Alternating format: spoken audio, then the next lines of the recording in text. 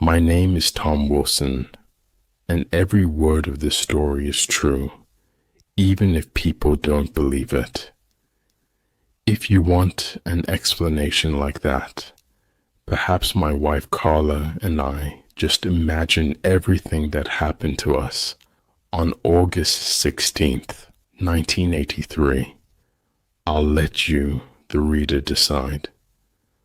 When I got engaged to Carla, we knew we wouldn't have much money when we got married. I used to paint back then, and Carla wrote. Living in a city was expensive, so we started looking for a country cottage. We wanted something pretty, but with an indoor toilet to live in after we were married. We searched in newspaper ads for a while, but all the cottages we visited with indoor toilets looked awful, and all the pretty ones had no toilets inside. We still didn't have a home on our wedding day, but during our honeymoon, we found a perfect place. We found a decent cottage with a bathroom, about 2 miles away from the village. We decided to rent it right away as it was awfully cheap. We spent the rest of our honeymoon buying old furniture from shops in the nearby market and new bedsheets and curtains from a big shop in London. Soon, the place began to feel like home. It was easy to work there. I never got tired of painting the wonderful sky. Carla sat at the table and wrote about everything, including me. We found a small old woman from the village to cook and clean for us. She was tidy, great at cooking, and knew everything about gardens.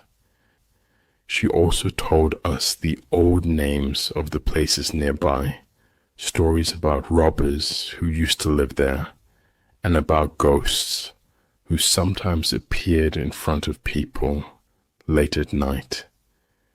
She was the perfect servant for us. Carla hated cooking and cleaning, and I loved listening to old stories. So we let Mrs. Thomas take care of the cottage. We used her old stories in our writings and pictures and sent them to magazines, which helped us earn some money. We had 5 months of happy marriage and never argued. Then one evening in August, I went to visit our only neighbor, Dr. Terry, a friendly Irishman, for a chat and to smoke my pipe. I left Carla smiling and writing a funny story about village life for a magazine, but when I came back, I found her sitting on the window seat, crying. "What's the matter?" I asked.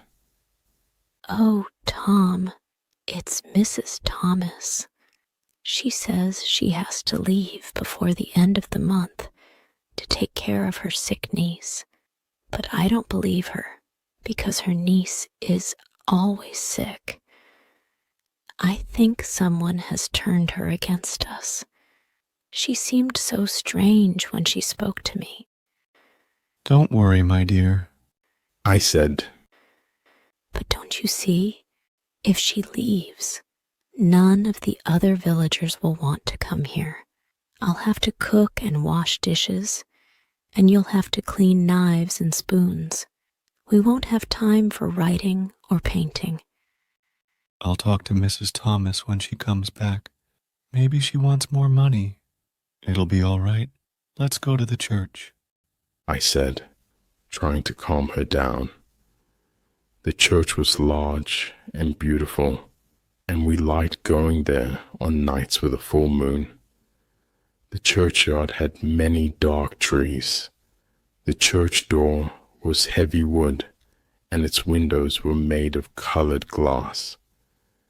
Inside, there were dark wooden seats and at the end, two grey marble figures of old knights lay on their tombs, one on each side. Strangely, you could always see them, even if the rest of the church was dark. Their names were forgotten, but villagers said they had been fierce and terrible men. One night, during a huge storm, lightning struck their large old house and destroyed it.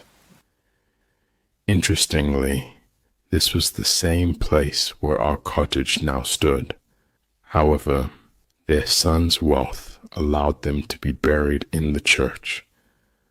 Looking at their proud marble faces made it easy to believe the story was true. Carla and I sat together without speaking, looking at the wonderful stone walls. As we left, we felt that even if we had to do cooking and cleaning dishes ourselves, it wasn't so bad after all. When we got home, Mrs. Thomas had returned from the village. I asked her to come into my painting room for a short talk. Mrs. Thomas, are you not happy here with us? I said when we were alone. Oh, no, sir. You and your dear wife have always been very kind to me. Aren't we paying you enough? I asked. No, sir, I'm paid quite enough. Then why don't you want to stay with us? My niece is sick. I must leave before the end of the month. But your niece has been ill since we arrived. There was a long, uncomfortable silence. I broke it by asking, Can't you stay for another week? No, sir, I must leave by Monday, but perhaps I can come back to you next week. I was now certain that all she wanted was a short holiday. But why do you have to leave this week? I asked. She looked nervous and continued slowly. They say, sir, that this was a big house in the past, and many strange, dark things happened here. The owners, when they were young men, enjoyed attacking, robbing, and killing both men and women. They were dangerous men, sir, and no one stood up against them. So, as time passed, they became even more evil. Eventually, their terrible crimes, along with the deaths of many innocent children from nearby villages, brought lightning down from the sky to destroy them. I was glad that Carla wasn't in the room with us. She was always nervous, and I thought that these old stories might make our house less dear to her.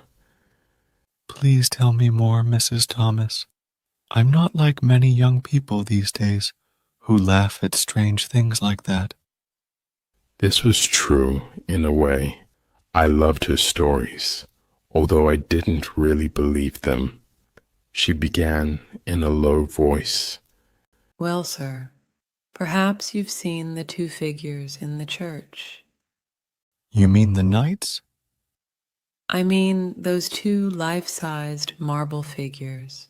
They say that on Halloween, those two figures sit up and leave their tombs, and as the church clock strikes 12, they walk out of the church door, over the graves, and along the path. And where do they go? I asked with interest. They come back here to their house, sir, and if anyone meets them... Well, what happens? I asked eagerly, but I couldn't get another word from her. She just warned me. Lock the house early on Halloween, sir, and make the sign of the cross over the door and windows. But who was here last Halloween? No one, sir. The lady who owned the house only stayed in the summer and always went to London a week before Halloween. I'm sorry to bring trouble to you and your lady, but my niece is ill and I must go on Monday. She had made up her mind to leave, and nothing we said could change it. I decided not to tell Carla about the story of the figures that walked in their marble. I didn't want to upset her. This story felt different from Mrs. Thomas's other stories, and I didn't want to talk about it until Halloween had passed. Throughout that week, I was painting a picture of Carla by the window. While I worked on it, I couldn't stop thinking about the story of the two nights. On Monday, Mrs. Thomas left, telling Carla before she left, Try not to go out too much, madam. If there's anything I can do for you next week, I'll be happy to help. I understood that she wanted to return after Halloween, although she kept mentioning her sick niece until the end. Monday went well. Carla prepared a delicious dinner, and I washed the knives, spoons, and plates afterward. Then Tuesday came, and it's what happened on that day that this story is truly about. Everything that happened on that day is burned into my memory, and I'll tell the story as clearly as I can. I got up early that day. My wife and I enjoyed making breakfast together and washing the plates and forks afterward. We cleaned all morning and had lamb roast and coffee for lunch. Carla seemed even sweeter than usual, and our walk that afternoon was the happiest time of my life. After watching the sunset, we returned to the house, silently, hand in hand. You're sad, my dear. I said as we sat down together in our little sitting room. Yes, I am. Or maybe just uneasy. I don't think I'm feeling well. I've shivered 2 or 3 times since we came in, and it isn't cold in here, is it? You haven't caught a cold from the mist, have you? I asked her worriedly. I don't think so. Tom, do you ever feel like something bad is going to happen? No, I don't believe in such things. But I do. The night my father died, I felt it, even though he was far away in the south of Scotland. We sat watching the fire in silence for a while. Don't worry about me. I feel better now. What a baby I am. Let's play some music together, she said. So we spent a happy hour or 2 at the piano. Around 11:30, I felt the need for my pipe. Carla looked so pale that I thought it would be terrible to smoke inside. So I said, I'll take my pipe outside. I'll come too. Not tonight, my dear. Go to bed. You look really tired. I kissed her and was about to leave when she wrapped her arms around my neck and said, I never want to let you go. Don't stay out too long. I won't. I walked slowly out of the front door, leaving it unlocked. What a night it was. The sky was filled with dark clouds and stars. Everything was quiet. I could see the church tower across the fields, standing dark against the sky. I heard the church bell chiming. It was already 12 o'clock. I turned to go back into the cottage, but something kept me outside. I couldn't bring myself to go back into our warm rooms just yet. Instead, I decided to walk over to the church. In a strange way, I felt like I should offer my thanks there for my faithful, loving wife. As I walked, I imagined our long and happy life together. As I walked slowly along the woods, I heard footsteps that matched my own.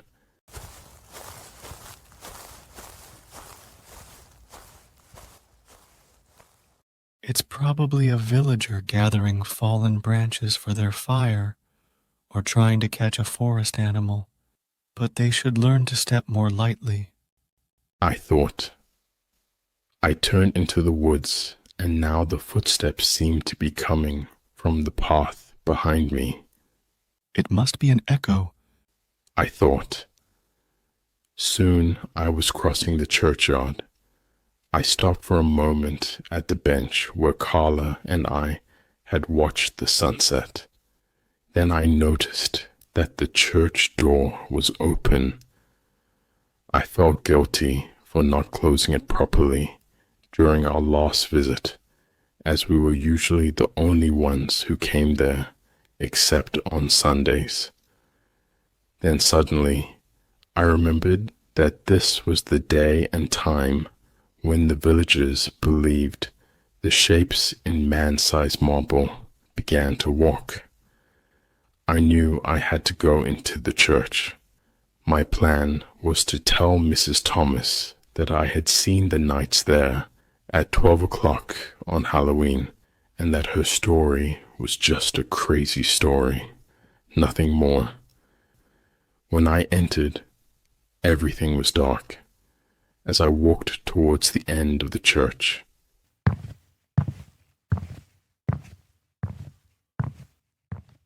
it seemed larger than before. Then the moon came out and showed me the reason why. The man-sized marble bodies were gone. Was I going crazy? I stepped forward and reached out to touch the flat tops of the tombs. Had someone stolen them? I started shivering. I knew something evil was about to happen. I ran from the church. I hurried across the fields toward the light coming from our cottage window. Suddenly, a dark figure came out of the darkness in front of me. I ran toward it crazily, shouting, "Get out of my way!" But a hand grabbed my arm and held it strongly. It was our neighbor, the Irish doctor. He said, "Hey there." Let me go. You don't understand. The marble figures are gone from the church. I shouted. He laughed loudly and said, You've been listening to too many old village stories. I've seen the empty tombs, I'm telling you. Look, come with me. I'm going over to old Howard's. His daughter's ill. We can stop at the church on the way, and you can show me what you think you saw. he said. All right. I said. He still held my arm as we entered the church and walked to the end of it. I kept my eyes closed. I was certain the figures wouldn't be there. Dr. Terry lit a match and said, Here they are, as large as life. I opened my eyes, and in the light of Terry's match, I saw the two figures lying in their marble on the tombs. Thank you. Perhaps it was the light, or perhaps I've been working too hard. I can't explain it. I was certain they were gone. I said, I know. Just don't think about scary things too much. he said. He was looking closely at the figure on the left, whose stony face was the most evil and deadly. Look at that. The hand on this one is broken. he said, pointing. He was right, but I was certain that the last time Carla and I had been there, it had been perfect, Maybe someone was trying to steal them. he said. That still doesn't explain what I thought I saw. Perhaps you saw strange things because you paint too much and smoke your old pipe too often. He laughed. Let's go. My wife will be worried. Come and have a glass of beer with me. We'll forget about ghosts. I said, feeling a bit better. Okay. It's late. I'll visit old Howard's in the morning. He replied. Maybe he thought that I needed his help more than Howard's daughter did. So we walked back to our cottage. As we got closer, I saw the light coming from the front door. The sitting room door was also open. Had Carla gone out? Come in, Dr. Terry. I said, and Dr. Terry followed me into the sitting room. It was brightly lit with candles placed all over. Light, I remembered, was Carla's way of dealing with nervousness. Poor girl, I thought. I've been so foolish to leave her alone. But where was she? Then I turned to the open window and saw her. Had she gone there to watch for me? What had caused her face to fill with horror? My poor wife. She had fallen back across the table by the window. Her head was thrown back. Her long, untied hair was touching the carpet. Her eyes were wide open in fear. They saw nothing now. What had they seen last? The doctor moved towards her, but I pushed him aside and ran to her, crying. It's all right, Carla. You're safe now. Her body fell against mine.